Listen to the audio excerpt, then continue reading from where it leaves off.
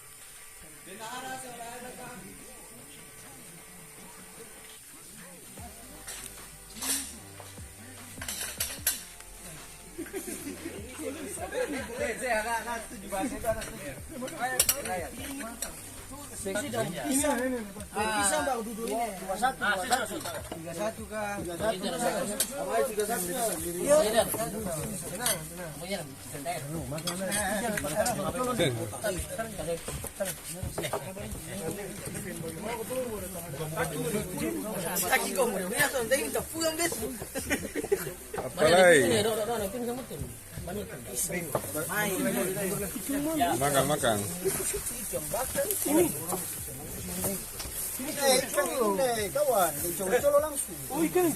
Itu ada Adir, ada karipik tuh.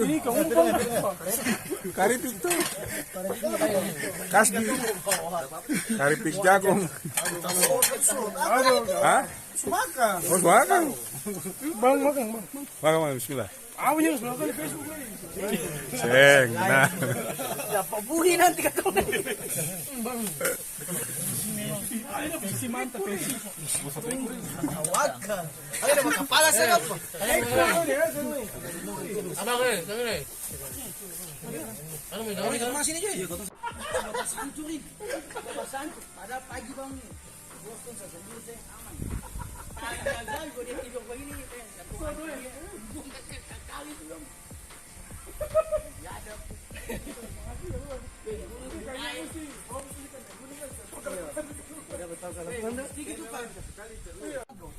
Tanggal 20-an masih minggu depan loh kan. Bulan ini tuh? Iya bulan ini tapi di tanggal 26 hari Kamis itu. Itu Ilham nih siapa yang dia tahu ya tabak. Baju sama bapak sakit Kita sendiri aja jam baju. Jauh sempil. Itu betul nggak penuh ya apa? Binti. Oji Ustaz Oji. Iya Ustaz Oji. Itu acara home. Iwan. Iwan Ko. Iwan. Panggil ini. Banda sama belum pas banda. Pas sudah itu Banda. Naik gaga, Turun gaga. Sing susah, sing lala. Mau berjalan ke Pinang tinggal tati pelan-pelan. Makanan sing susah. Sing makan durian. Sing makan. Kau baca sedih sama aku durian. Bagaimana dari malam sampai pagi durian terus. Baru sampai dimasukin mama semua singgur itu jadi Durian ini. Kau sampai bawa pulang durian ding. 20.000 satu itu. Satu tali itu berarti 10 Delapan kau kusang salah. 8 buah abang 8 buah. Ibu Re. Sampai dimasukin kau pakai penginapan dua kamar. Pengen besar 1.000 kan? Ah, yang penginapan. Mati mau masih. Apa yang penginapan kau tuh masuk kamar mandi, tuh kamar mandi apa ada begini? Sapanggal begini. Kamar mandi. Ini kamar mandi bagaimana? Oh, jangan sampai mujur kapa? Dalam pasar. Lah itu mujur sudah itu. Yang kamar mandi kecil itu sampai bilang kamar mandi itu berarti di mujur sudah itu. Patan punya, Patan. Pak Ben, Patan punya. Yang Pumpur Bico nih. Pumpur. Habis sholat subuh pagi jam 5:40. Kita sudah. Para kumpul-kumpul setelah sholat subuh.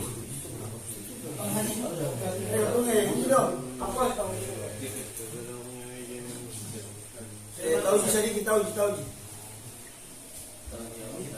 Dulu.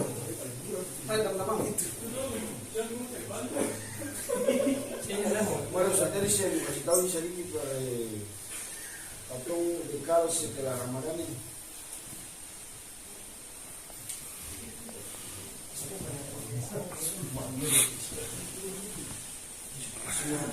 Assalamualaikum warahmatullahi wabarakatuh. Waalaikumsalam. Alhamdulillah teman-teman, sebelumnya kita mengucapkan, karena ini kan masih suasana Syawal, mengucapkan taqabbalallahu minna wa minkum dengan air izin buat teman-teman yang alhamdulillah hari ini sudah datang berikutnya agenda malam hari ini sampai subuh. Selanjutnya mungkin setelah agenda subuh ini mungkin Ustaz Eris bisa memberikan sedikit tauji buat katong, artinya sedikit katong kajian-kajian pasca Ramadan ini supaya mungkin katong bisa tetap menguatkan katong punya kebiasaan ibadah atau menguatkan katong punya iman kembali. Mungkin pengujinya kita serahkan buat Ustaz Eris untuk menyampaikan sedikit jawaban Ustaz. Kita persilakan. Bismillahirrahmanirrahim. Uhayyikum tahiyatan islamiyatan tahiyatan min ahli jannah.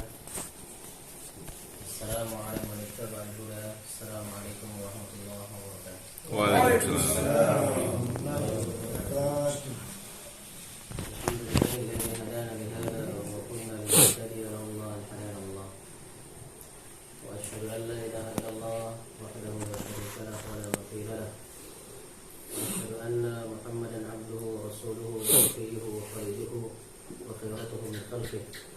Sallallahu wasallam wa baraka alaihi wa ala alihi wa ashabihi wa man salaka tariqahum wa sara ala nahjihim wa da'a bi da'watihim ila yaumiddin, amma ba'd.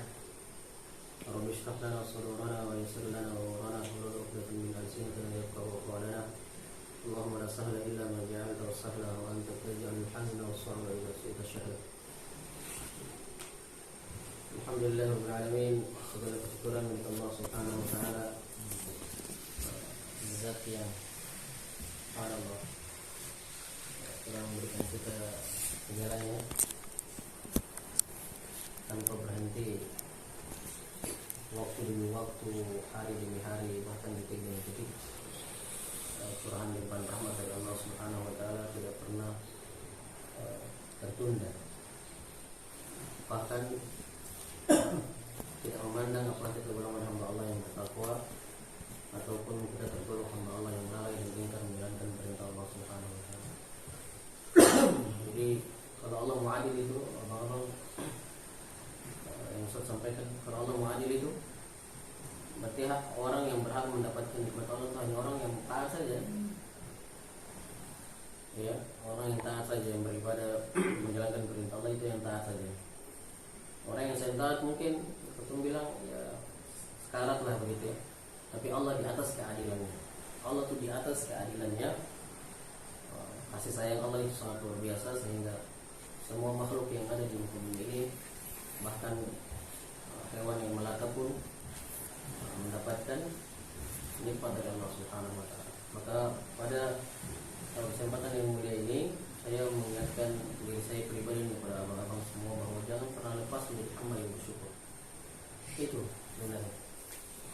Jangan pernah putus asa ataupun berusaha menjadi hamba yang bersyukur apapun itu. Karena Allah tangan gotong bergerak, gotong bisa masuk ke sini, bisa bercerita, bisa bercanda tawa, ini semua adalah pertolongan dari Allah Subhanahu wa taala. Kalau yang ada izin Allah, saya akan bisa.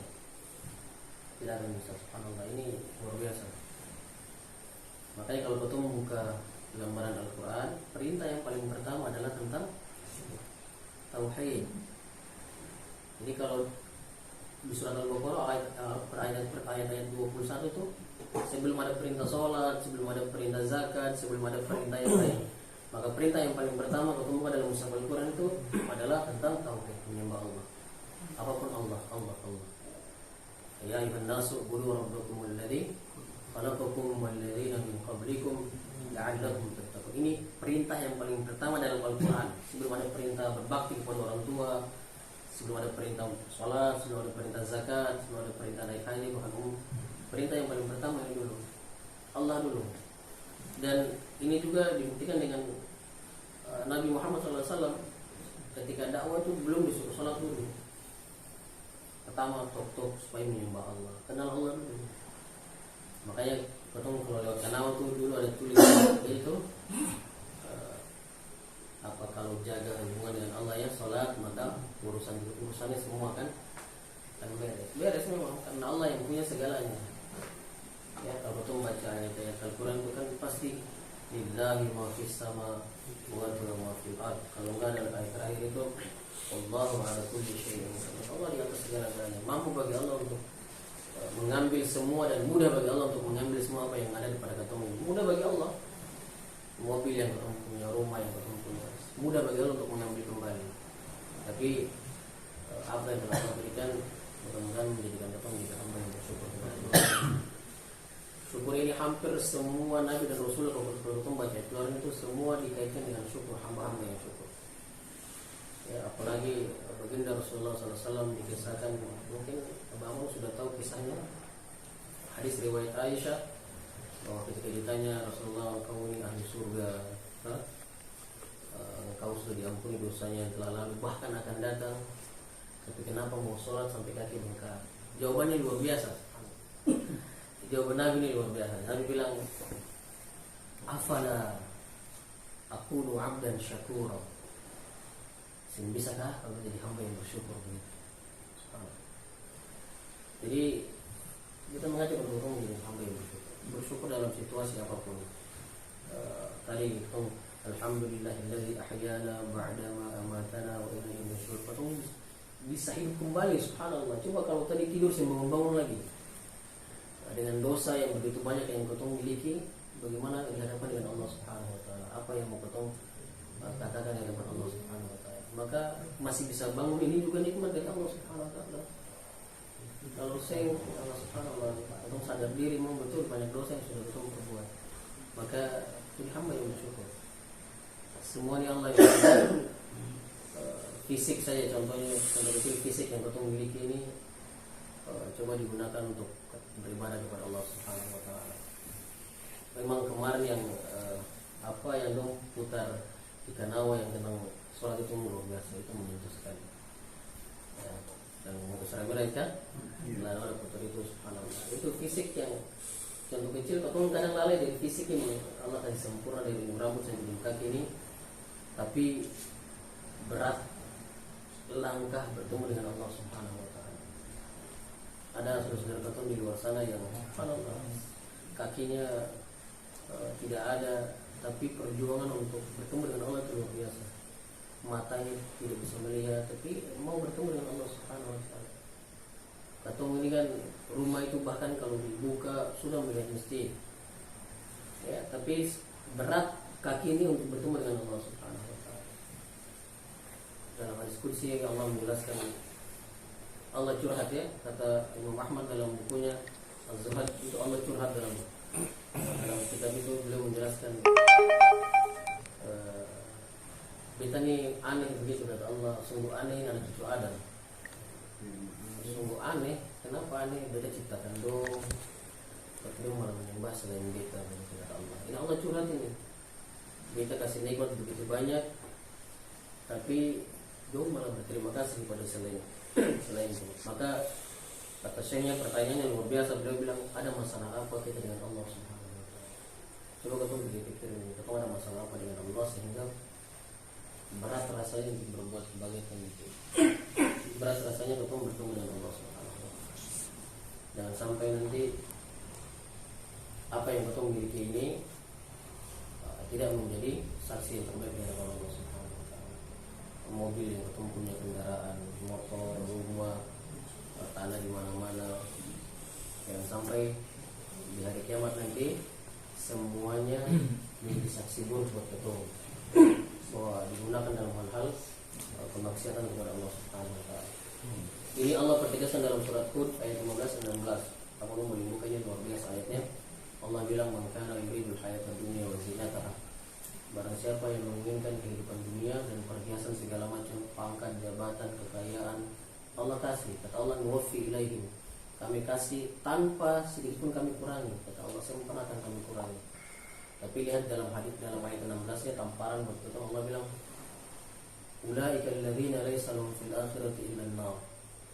Orang-orang yang sudah dikasih pangkat, jabatan, kekayaan, pekerjaan segala macam itu, kalau tidak digunakan di jalan Allah Subhanahu wa taala, semuanya terputus. Tidak akan bermanfaat satupun illa an-nar, kecuali neraka yang dia dapatkan. Makanya jangan sampai apa yang kita miliki ini melalaikan katong dan nanti menjadi saksi yang buruk di hadapan Allah Subhanahu wa taala. Terputus semuanya, bahkan menjadi sia-sia neraka yang kita dapatkan. Maka harta yang kita miliki, pekerjaan, pangkat, semata-mata ini dari Allah Subhanahu wa taala, digunakan untuk Allah Subhanahu wa taala. Kemudian pesan beta juga untuk diri saya pribadi dan abang-abang bahwa jangan pernah bosan atau jangan pernah capek, jangan pernah lelah melakukan amal kebaikan.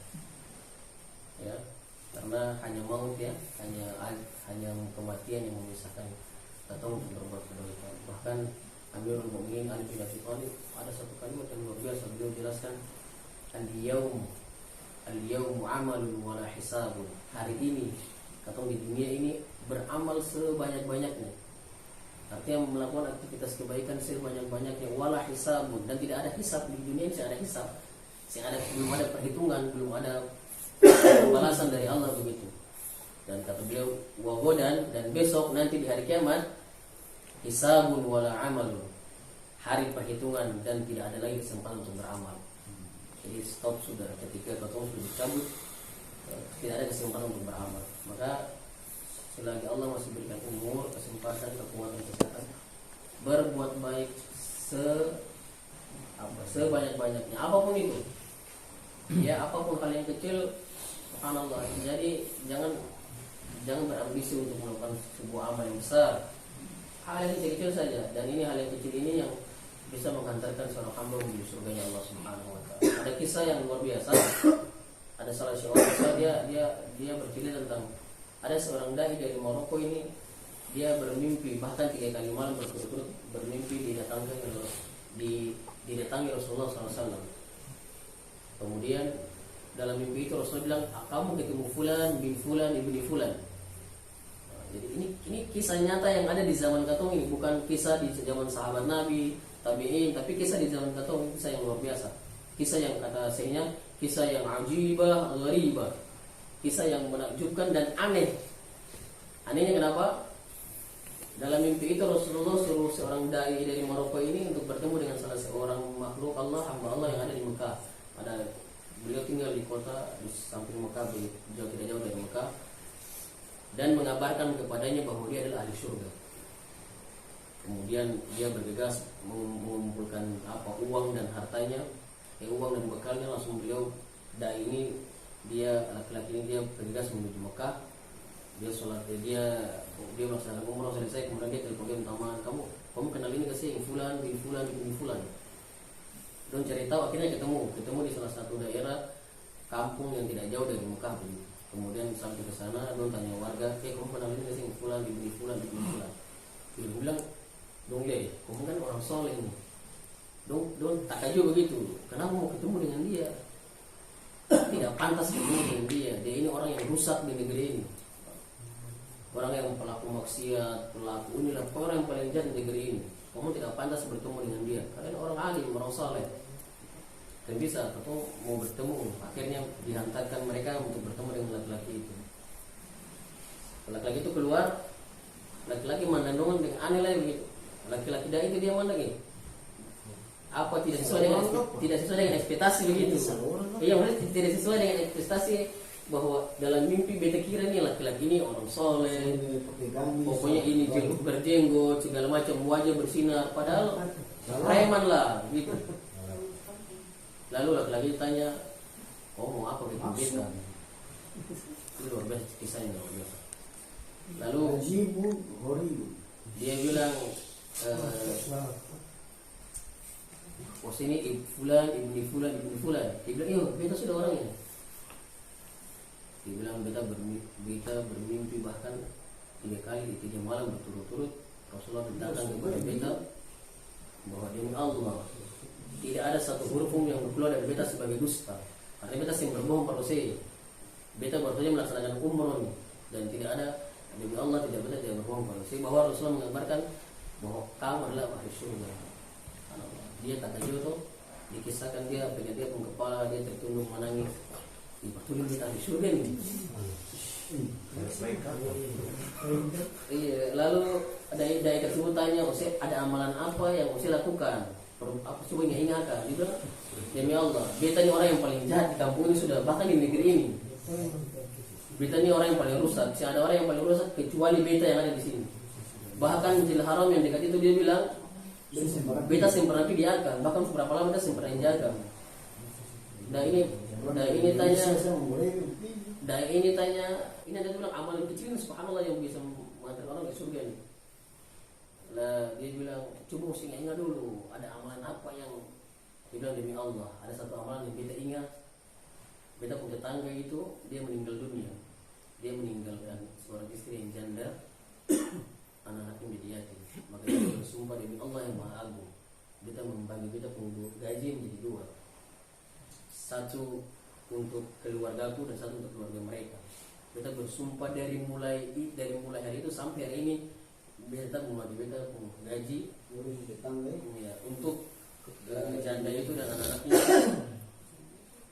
untuk kita keluarga. Ini amalan yang membuat sepele. Makanya seseorang itu mau surga karena dia punya pakaian, karena jenggotnya, karena ibadahnya. Tapi karena perbuatan yang kecil itu karena Allah Subhanahu wa taala. Sehingga dikisahkan mereka pergi ke Masjidil Haram, laki-laki menangis dia karena memang tidak sangka begitu. Kemudian rakaat pertama dia menangis menjadi begitu. Bahkan dai bilang saya melihat dia, saya pun menangis begitu. Rakaat kedua selesai, ketiga selesai, rakaat keempat dia tidak lagi mengangkat kepalanya dari sujud. Jadi Allah mencabut nyawanya di dekat. Inilah yang kita bilang innamal a'malu bi khawatimiha. Amalan itu bagaimana akhirnya. Mereka tuh tidak bisa menjas diri katung ini yang sudah ibadah, sudah ini ahli surga bisa. Ya, bahkan dalam hadis arba'in, hadis yang panjang, Rasulullah menjelaskan ada seorang hamba yang dia berbuat keburukan ya. Katung bilang ini bisa lah sudah. Sing ada, ya ini katung bilang sing ada hidayah berdiri hancur sudah hancur. Ya, bahkan jarak antara dirinya dengan neraka tinggal sejengkal. Tapi Allah kasih hidayah. Di akhir hayat ini bertobat dan Allah Ada dalam hadis juga Rasulullah jelaskan ada seorang hamba yang ahli ibadah. Ya, atau bilang ini ahli surga sudah nih. Dia sholat malam sering tinggalkan, puasa sunnahnya, apalagi ibadah sholatnya tidak ditinggalkan. Ya, bahkan jarak antara dia dengan surga tinggal sejengkal. Tapi di akhir hayatnya dia melakukan kemaksiatan kepada Allah Subhanahu wa taala dan Allah wafatkan, maka dia ditetapkan sebagai ahli neraka Allah Subhanahu wa taala. Maka kita bilang berbuat baik apa kita memindahkan duri, bebatuan dari jalan, itu kan hal yang kecil. Ya. Di mata Allah itu di mata manusia sepele, amalan sepele. Tapi bisa menjadi besar di sisi Allah Subhanahu wa taala. Jadi tadi beliau hanya membagi, bahkan membagi sepele saja, orang tidak bisa, dan tidak orang semua bisa diingatkan. Sholatnya cukup biasa, terlambat katanya, bahkan di haram yang dekat itu yang ibadahnya luar biasa. Pagi-pagi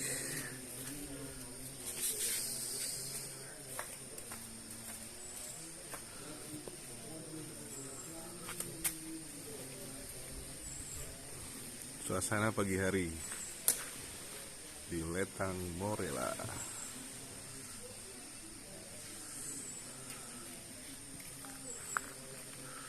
Pagi jam 6.15 waktu Indonesia Timur.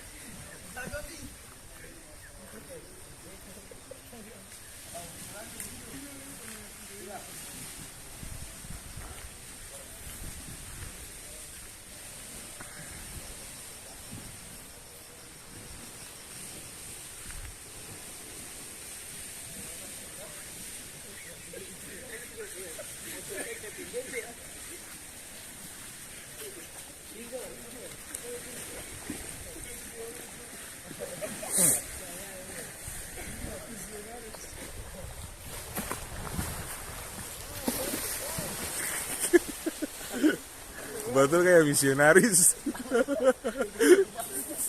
Ganti baju boleh warna putih. Kalau warna itu terang.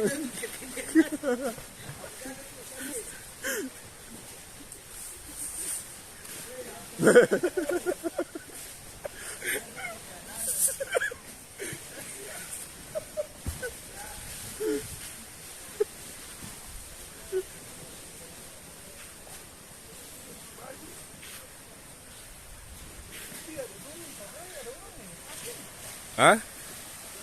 Kemah? Nih, teh minum punya kah?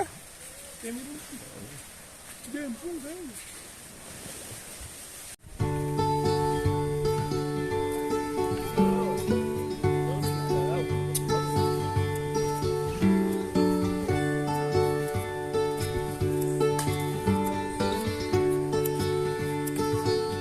nasi kering mantap.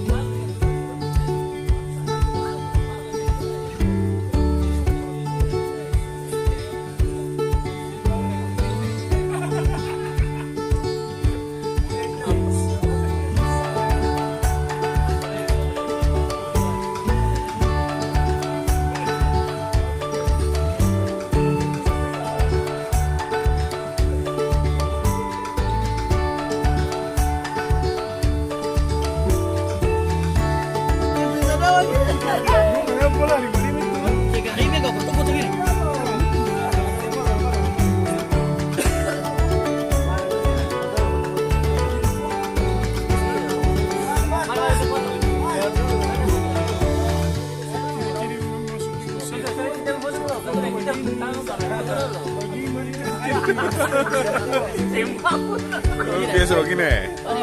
Begini. Nah, itu.